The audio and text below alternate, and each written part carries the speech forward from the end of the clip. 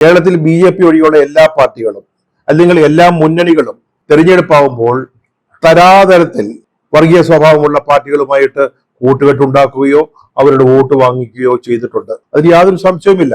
ജമാഅത്തെ ഇസ്ലാമിയുടെ ആണെങ്കിലും BDP ആണെങ്കിലും SDP ആണെങ്കിലും ഒക്കെ വോട്ടുകൾ LDF വാങ്ങിച്ചിട്ടുണ്ട്, UDF വാങ്ങിച്ചിട്ടുണ്ട്. പക്ഷെ LDF ഒരു പ്രത്യേകത ഉണ്ട്.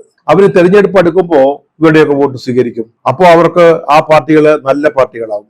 LDF വോട്ട് ചെയ്യുമെന്ന് അല്ലെങ്കിൽ CPM പിന്തുണ നൽകുമെന്ന് പറയുന്ന പാർട്ടികൾ അത് ഏത് വർഗീയ പാർട്ടിയാണെങ്കിലും കൊടും വിഷം വമിക്കുന്ന വർഗീയ പാർട്ടികളാണെങ്കിൽ പോലും അന്നേരം LDF പ്രത്യേകിച്ച് CPM അവരൊക്കെ ജനാധിപത്യ പാർട്ടികളായിട്ട് നല്ല 24 കാരറ്റ് ജനാധിപത്യ പാർട്ടികളായിട്ട് മാറും. പക്ഷെ CPM ഒരു പ്രത്യേകതയുണ്ട്. CPM എന്ന് പറയാൻ പറ്റില്ല.